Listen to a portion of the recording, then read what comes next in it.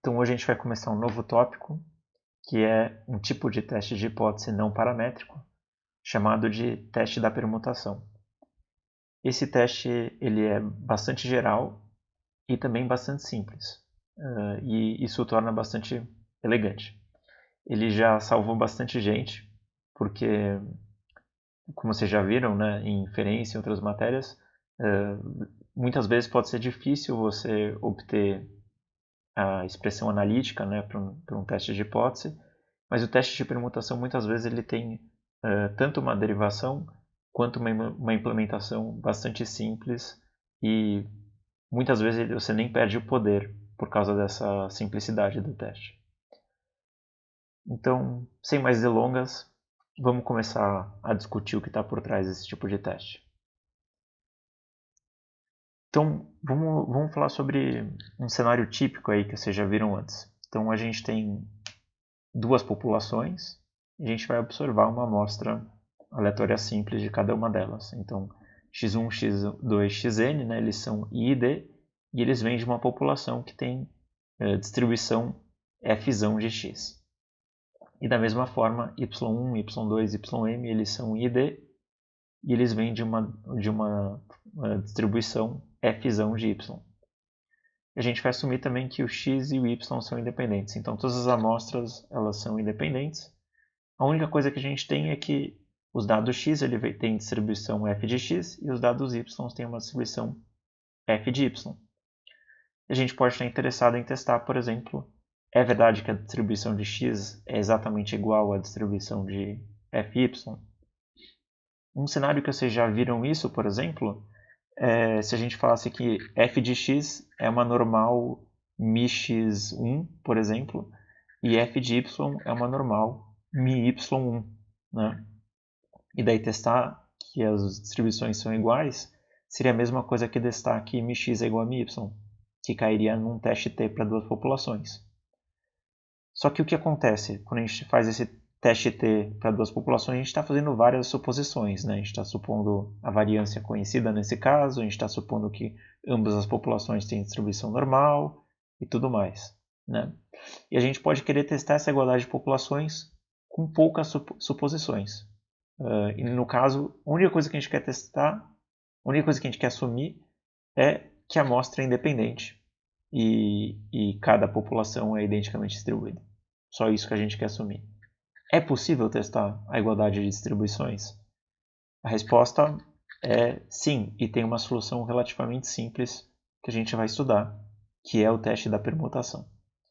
E só para motivar o que está acontecendo, eu vou mostrar para vocês uma implementação aí do teste que tem para esse caso. Então, o que a gente vai ter? A gente tem que os nossos dados, a gente vai querer observar 30 dados da população X, né, e 40 dados da população Y, e eu vou usar esse código aqui para gerar X e Y. Vocês estão vendo aqui então que o nosso X ele vai ser dados que vêm de uma gama 1, 1. E o nosso Y são dados que vêm de uma gama 1, 2. E aqui eu usei uma notação um pouco diferente, né? X está sendo os dados e eu estou usando Y para identificar de qual população eles vieram. Então, eu simplesmente repliquei 30 vezes 0 nas primeiras posições e depois coloquei mais 40 uns logo a seguir.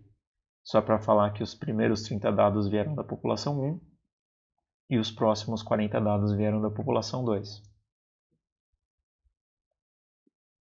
Então, com isso, a gente gerou o x e o y.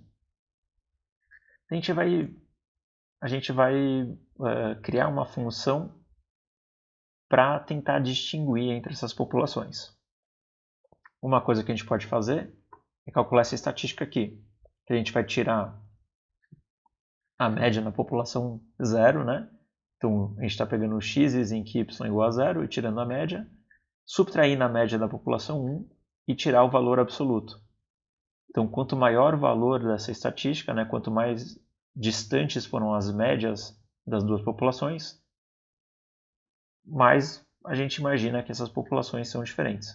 É claro que essa não é a única estatística que a gente pode usar, tem várias outras, né? Mas essa é uma estatística relativamente intuitiva que está dando uma possível maneira de medir quão distantes são as distribuições das duas populações. Então a gente vai ver mais à frente que essa é uma coisa, a definição dessa estatística é um grau de liberdade que a gente vai poder escolher quando a gente vai fazendo o teste da permutação. Então, gravei a estatística aqui e agora a gente pegou os nossos dados observados e vai calcular essa estatística. Então, a gente vê que para os nossos dados observados, o valor da estatística foi 0,18, mais ou menos. E agora a gente vai implementar o teste da permutação. Como que ele funciona? Ele funciona da seguinte forma. Em primeiro lugar, a gente vai ter que fazer um Monte Carlo, né? Então a gente vai fazer 10.000 iterações. A gente vai guardar os resultados do nosso Monte Carlo numa variável auxiliar. E o que a gente está fazendo nota que a gente está permutando os valores aqui. Então a gente está pegando uma amostra sem reposição, né, do x, que são os valores da amostra observada, e com uma amostra que tem exatamente o mesmo tamanho da nossa amostra original. Então, como é uma amostra sem reposição, com o mesmo tamanho, a única coisa que a gente está fazendo é embaralhando as nossas observações, né? E o que está acontecendo? Observações que antes eram da população 1 estão passando a ser da população 0, algumas continuam sendo da população 1, e está embaralhando de forma geral isso, né? E uma coisa interessante é que sob H0 as distribuições são iguais, então embaralhar os dados de certa forma não está mudando a distribuição conjunta deles, né? Então a gente imaginaria sob H0 observar valores da estatística semelhantes aos valores que a gente observou. Mas fora de H0, a gente imagina que o valor da estatística vai ser, em geral, muito maior, né? Porque fora de H0, quer dizer, em H0 as nossas distribuições para f de x e f de y são iguais. Fora de H0 elas são diferentes, então a gente imagina que o valor da estatística observada vai ser maior. Então, se a gente tiver em H0, o que vai acontecer?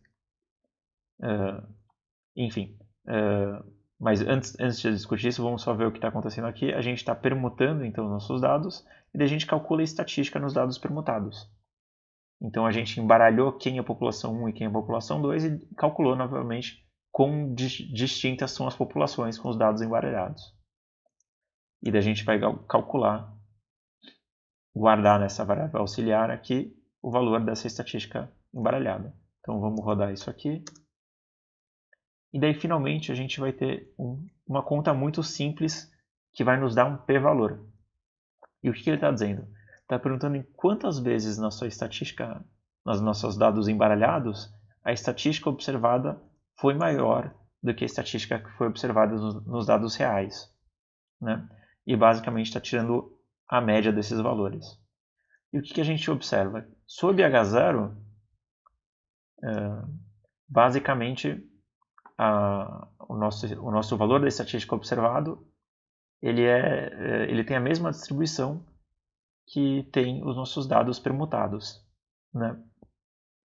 Então a gente imagina que o quantio dele em relação às estatísticas permutadas vai ser mais ou menos equidistribuído entre eles.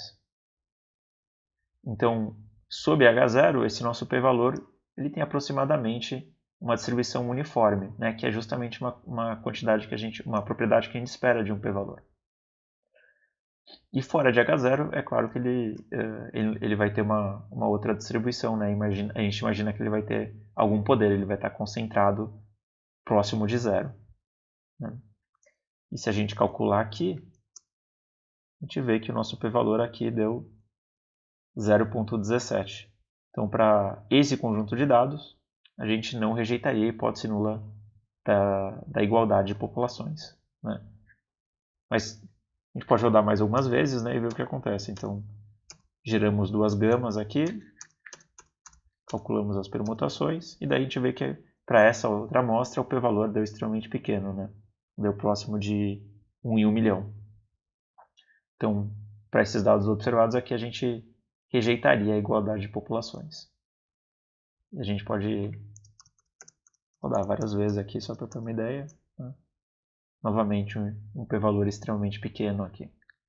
Então, provavelmente, nossa primeira iteração a gente deu um pouco de azar aí na amostra, não deu para refutar a igualdade de populações, mas em geral, uma gama 1-1, a gente vai com 30 amostras dela e 40 amostras de uma gama 1-2, o nosso teste de permutação ele vai rejeitar a igualdade de distribuições. E vocês viram que é uma implementação extremamente simples, né? E ainda assim, bem poderosa e com poucas suposições. Então, nos próximos vídeos o que a gente vai fazer é tentar entender melhor qual é o fundamento teórico que está por trás desse exemplo simples.